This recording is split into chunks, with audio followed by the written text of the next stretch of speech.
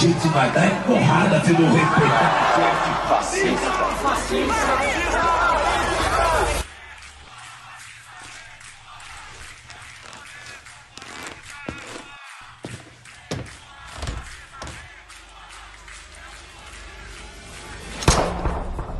Eles não matam você por ser extremista. Eles chamam você de extremista para poder te matar. A violência começa com a linguagem. As palavras usadas contra conservadores são munição pesada, que muitas vezes sentenciam a sua morte. Ah, porque vocês querem destruir a família? Sim. Queremos. Como fazer para que se torne normal uma pessoa comemorar ou até mesmo matar uma pessoa por conta das suas ideias? Essa é a pergunta que a esquerda fez décadas atrás e achou uma resposta: a desumanização. Não é aceitável, não é mais socialmente, não é mais humanamente aceitável. Não é mais humanamente aceitável a gente concordar que alguém pode hoje apoiar o Bolsonaro e ter bom caráter. Não tem.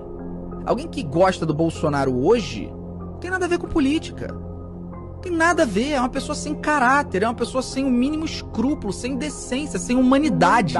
O objetivo? Fazer com que um grupo de pessoas se esqueça de que outros grupos de pessoas são humanos. No último dia 10 de setembro de 2025, o influenciador Charlie Kirk foi baleado dentro de uma universidade, na frente de centenas de jovens, mulheres, idosos, crianças, inclusive na frente de sua esposa e sua filha, que correu em sua direção, assustada, quando ouviu o barulho do tiro, imaginando que poderia ser protegida pelo pai, que tombava por um tiro tomado no pescoço. Os estudantes que estavam lá fazem rodas e começam a orar. Logo depois vem a notícia. To my great fellow Americans, I am filled with grief and anger at the heinous assassination of Charlie Kirk on a college campus in Utah. Charlie Kirk está morto. Até mesmo seus oponentes de debate se comovem com a morte. Afinal, a discordância não deve ser motivo para comemorar a morte de ninguém. Por um outro lado, em minutos, milhares de vídeos comemorando a morte do rapaz. Mataram o Charlie Kirk. Ai, coitado, tomou um tiro, não sei se na cara. Tem duas filhas pequenas. Que bom para as filhas dele, né? Que bom para as filhas dele. Que vão crescer sem a presença do sujeito repugnante, canalha, racista.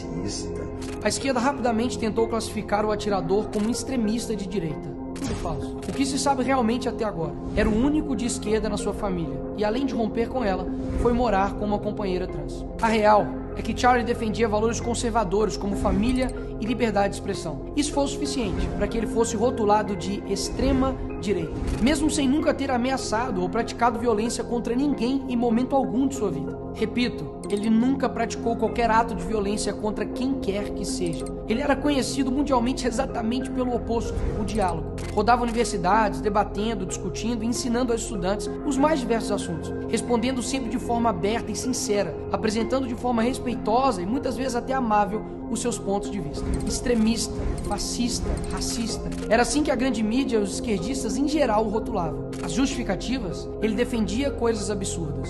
E por isso ele merecia morrer. Eu mesmo não concordava 100% com Charlie. E mesmo que você acredite que ele defendia algo absurdo, ele merecia ter sido assassinado por isso. Uma pessoa não deveria ser livre para falar o que quiser sem que ela mereça tomar um tiro por isso. Porque mesmo o assassino que atentou contra a vida de um pai, destruiu o futuro de uma família, não foi tratado como extremo alguma coisa por absolutamente nenhum veículo da mídia tradicional. Porque, inclusive, não foram taxados de extremistas os inúmeros indivíduos que publicamente comemoraram este ato covarde e revoltante. Vou além, porque alguns dos seus amigos e amigas, talvez até você, ache normal que alguém comemore o assassinato de uma pessoa que apenas publicamente defendia as opiniões que talvez você não concorde. A resposta é simples: programação mental. A força concentrada da grande mídia, que fica falando a mesma coisa o tempo todo, junto com o controle ideológico nas escolas e universidades e a atuação coordenada dos partidos, cria um ambiente cultural perfeito para eles. Uma verdadeira fábrica de doutrina.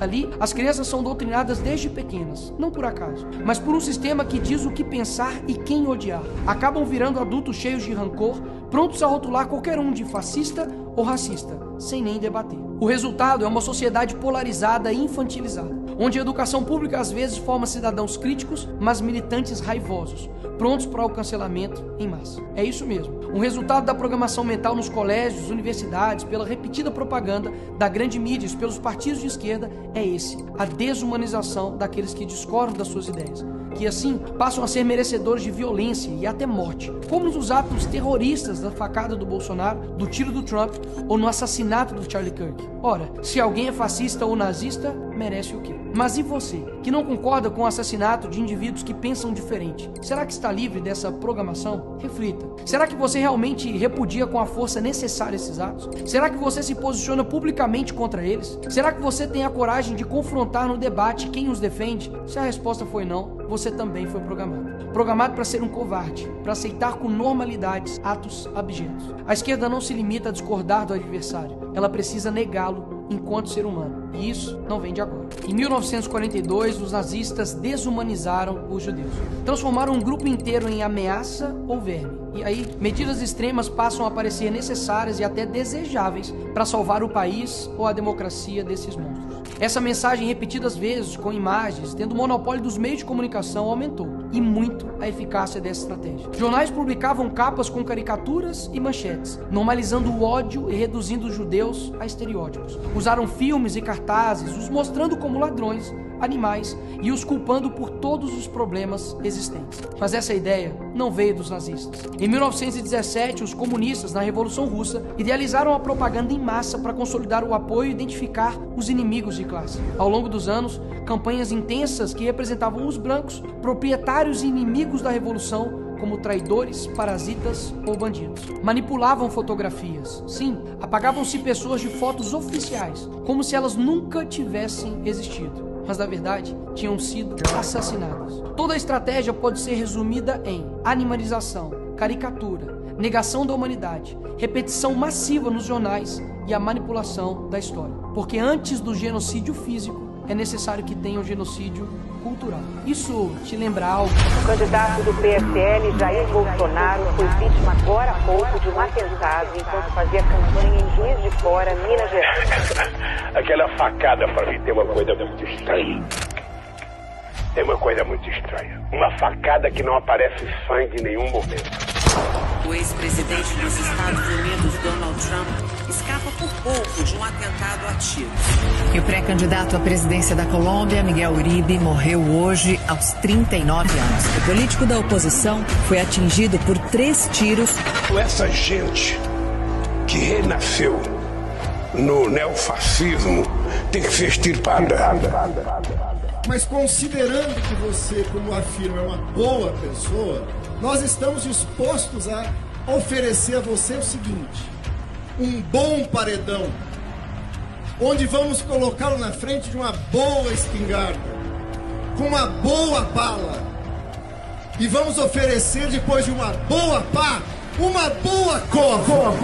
Nos últimos anos, a esquerda brasileira aperfeiçoou essa técnica. Criou-se uma cultura em que o conservador não é visto como adversário político, mas como um outro a ser eliminado. Basta observar o que seguiu a morte do Charlie Kirk. Em vez de luto ou solidariedade humana, emergiu a celebração macabra, o deboche e a indiferença. Esses mesmos que vibram com a morte de um adversário falam em amor, tolerância e diversidade. Nunca houve tanto ódio embalado em slogans de paz. Esses mesmos, após essa tragédia, começaram a ameaçar a minha vida e a da minha família. Em contrapartida, começamos um movimento para as empresas demitirem os funcionários que estão comemorando, minimizando ou até mesmo justificando a morte de um jovem de 31 anos. E dezenas já foram demitidos. Descobriram que são livres para falar o que quiser, mas a empresa também é livre para demitir quem quiser. Mas além disso, fiz um convite forte para todos que estavam comovidos e indignados. Seja a extrema-direita que eles tanto têm medo. Em outras palavras, ame e defenda a sua família de forma extrema. Pratique a sua fé de forma extrema. Defenda a sua liberdade de forma extrema. Ou seja, siga fielmente e viva de forma coerente com seus valores de forma extrema. E não aceite mais ameaças ou rótulos criminosos que sejam usados contra você por causa disso. Não aceite mais que ninguém, absolutamente ninguém, seja desumanizado, rotulado de fascista, nazista, racista ou o que quer que seja, apenas por discordar das ideias de esquerda. Era isso que o extremista da direita defendia. Case, tenha filhos, construa um legado, passe seus valores, persiga o eterno, procure a verdadeira alegria. E não espere que a situação mude. Para um cristão, essa terra nunca será o nosso paraíso. Ao contrário, ela jaz no maligno. Afinal, Jesus foi um homem perfeito, solidário, humilde de coração, amoroso e bondoso. E ainda assim, foi crucificado, humilhado e menosprezado. E continua sendo por muitos até hoje. E por isso, ele é a resposta contra tudo. Afinal, ninguém humanizou mais o outro do que ele. E segui-lo implica entrar numa dinâmica de sacrifício que não é abstrata nem teatral, é concreta e diária. Se alguém quer vir após mim, negue-se a si mesmo, tome a sua cruz e siga-me. Ele não propôs um ideal romântico de sofrimento, mas um chamado real a assumir por amor e por obediência aquilo que o discipulado exige, até a disposição de dar a própria vida, como Cristo fez. O mundo é mau, mas o nosso Salvador, nosso Senhor, nosso Deus, Ele é bom. Essa foi a mensagem da esposa do Charlie no dia de sua morte. E o que isso quer dizer? Há uma confusão moral e retórica que precisa ser desfeita. Misericórdia não é covardia. Mansidão não equivale a passividade. O Evangelho não nos chama a sermos cordeiros insensíveis diante do que destrói pessoas e civilizações. Ele nos chama a ser cordeiros com dentes. A conduta de quem domina a própria ira e a sua força da verdade para defender o frágil. Jesus foi manso e humilde de coração, mas jamais omitiu a denúncia da mentira e o poder do tirânico. Expulsou comerciantes do templo, chamou a hipocrisia pelo nome, sofreu por amor e não por aceitação passiva. Ser manso não é ser fraco, é ser forte o suficiente para enfrentar o mal sem ser dominado por ele, e sábio o suficiente para usar a força pela verdade e pelo amor. O cristão genuíno reconhece duas verdades ao mesmo tempo. Primeira, a violência gratuita e o ódio não se justificam. Segunda, a omissão perante a injustiça é cúmplice do crime. Assim, combater o mal é um dever que se realiza por meios morais, culturais e espirituais, e, quando necessário, institucionais. Isso significa agir com coragem, inteligência e prudência, não com fúria desordenada. Pedro, quando subiu àquele púlpito em Jerusalém, não negociou o evangelho, enfrentou a massa, denunciou o pecado e por isso foi preso, escarnecido e finalmente martirizado. Sua luta foi pública e corajosa. Proclamar a verdade mesmo diante do poder político e religioso. Estevão, acusado, humilhado e apedrejado. Sua defesa foi um balanço lúcido da história de Israel e uma acusação direta à cegueira do seu povo.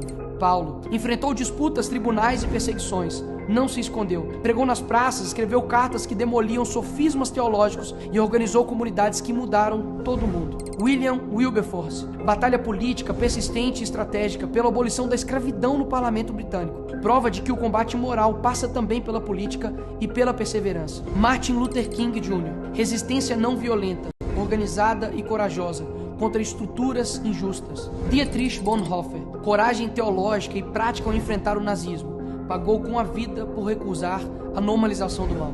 Então, como devemos agir? Denunciar a falsidade e a corrupção com coragem intelectual. Estudar, argumentar, expor erros e mentiras. A igreja é a escola de caráter, disciplina, educação moral, formação doutrinária e solidariedade. Mas, infelizmente, inúmeras igrejas têm se convertido em ambientes pautados pela estética do bem-estar. Melodias emotivas, uma atmosfera agradável e pregações que amaciam o ego, em vez de proclamarem a verdade que suscita conversão e transformação interior. Precisamos abandonar essas práticas e construir comunidades sólidas. O campo político e jurídico não é terreno proibido, é lugar de batalha. Participar, influir em leis, defender os indefesos, tudo isso é serviço cristão. Produzir cultura, livros, debates, arte e educação para moldar gerações. Quem define a linguagem e a imaginação controla, em larga medida, o futuro. Eles tentaram calar uma voz, acreditando que iriam nos amedrontar. Não, criaram uma geração sem medo, que nem mesmo a morte nos parará, mas pelo contrário, a morte de um dos nossos somente nos fortaleceu, porque sabemos que o verdadeiro legado não se enterra com o corpo, mas cresce na coragem de quem fica. Que essa mensagem chegue para milhões de jovens em todo o mundo, que já não são mais os mesmos, desde a morte do Charlie Kirk. Nesse sentido, você está convidado, seja o extremista que eles tanto têm medo.